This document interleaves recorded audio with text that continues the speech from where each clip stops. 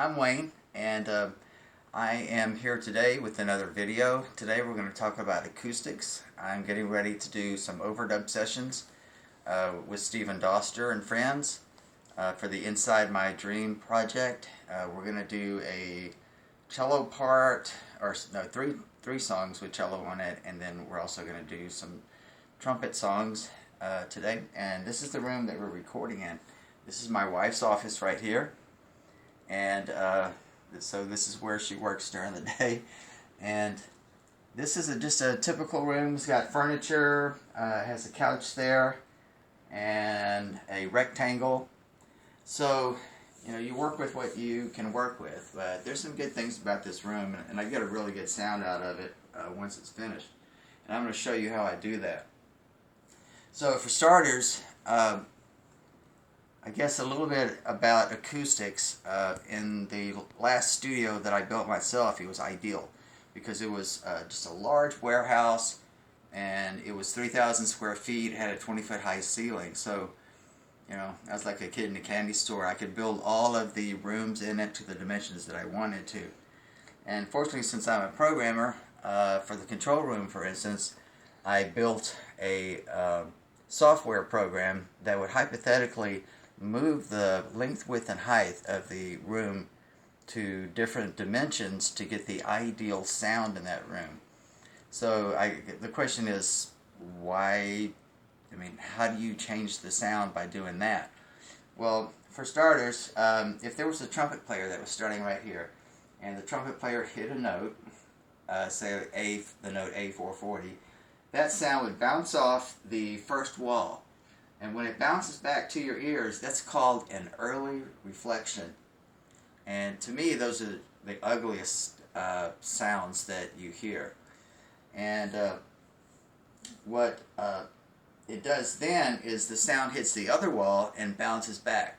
And those frequencies, when they combine back in the center of the room, they create harmonics off of that frequency.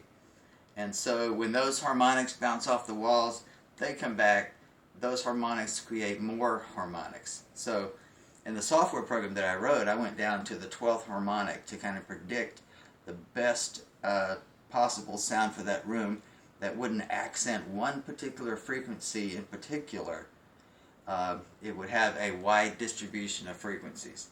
And speaking about a distribution of frequencies, there's something called diffusion in acoustics that studio designers go for. And a lot of times they'll have big things that they build on the walls, which will have different angles and different heights and dimensions, so that when sound hits it, the sound is displaced into different locations, and it doesn't just bounce straight back to the other wall.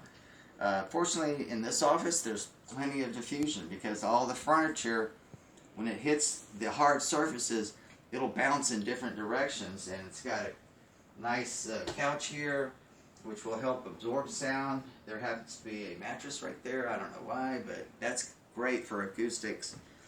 And so that's what we're starting with.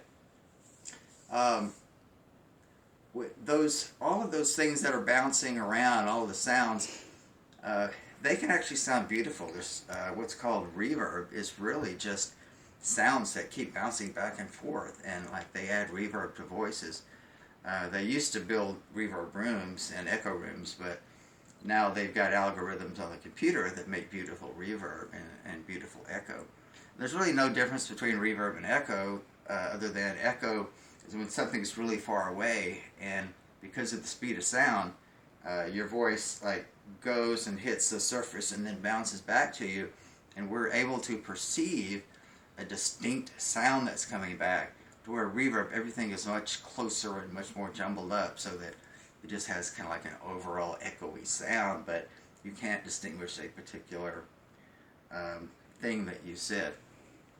So what I'm going to do today is I'm going to get a little vocal booth over here, and I'm going to use a doggy fence, and I'm going to put blankets around the doggy fence, and I'll show you how I do all that.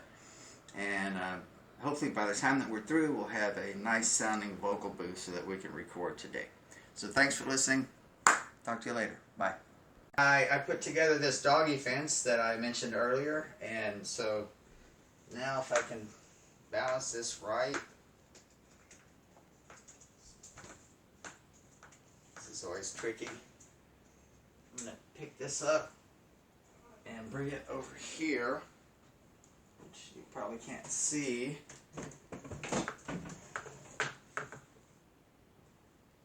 And then hello again. So now you can see the doggy fence, and I've got a thick comforter right here. So I'm going to try to put this over.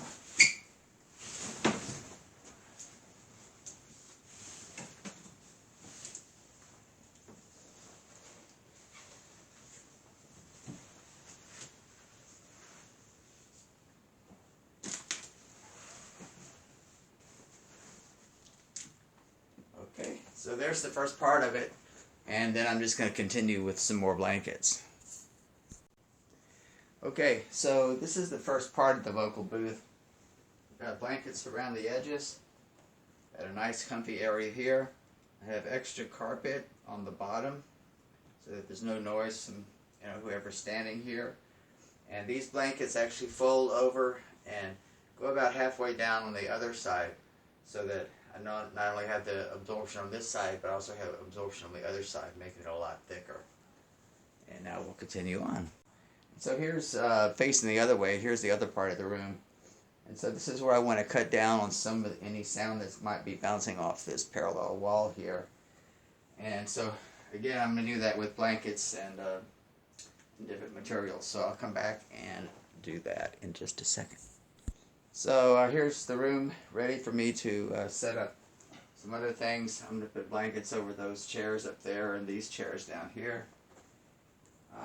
Probably not necessary, but put my little doggy over here.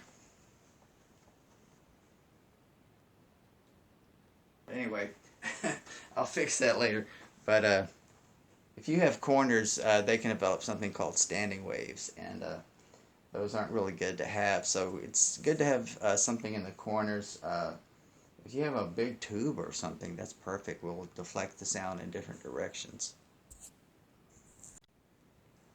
Alright, so there it is. There in the corner. And that's the one I was talking about with the standing wave. So that'll just provide a little extra absorption. And then here we have two different layers, one low and one high of absorption. And we're almost ready as far as the acoustics. And you might think this is overkill, but no pain, no gain.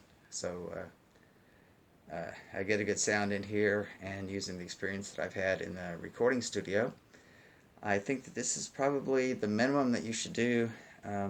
Actually, speaking of minimum, I'll show you this later, but I'm also going to put a ladder right here off to my to this side that I'm pointing at, and put additional acoustic treatment on top of that. Right. So here it is. This is the homemade vocal booth, or whatever booth. We're going to do trumpet and cello in here today. Here's the ladder I told you about with a lot of extra padding. There is an AC vent up there, so you got to be sure that you cut off the air conditioner when you're recording. And if I go into the vocal booth, you can see there's a vocal mic right here. It's got a lot of padding behind it that I built into the microphone. I can't see it very well, but it's really thick, and that helps with the early reflections bouncing off that near wall that I told you about. And then there's a pop screen down on the floor. There's some headphone boxes, and so I have everything really set up, and we're ready to go. So this is the homemade vocal booth. Took a lot of work. It takes about an hour and a half to get set up, but it's well worth the time and effort. So thanks for watching, and sayonara. I just want to say thank you. I really appreciate those of you that are taking the time to watch this video, and I hope when the Inside My Dream project is finished that you'll get it and that you'll love it. We're putting a lot of work into it, and It's really been a fun project to do, and I thank Stephen Doster and the songwriters group and all the people that have been a part of this project. And you, I'm going to do a crowdfunding campaign on Indiegogo, but whoever's listening probably already knows about that. So anyway, take care. Thank you very much.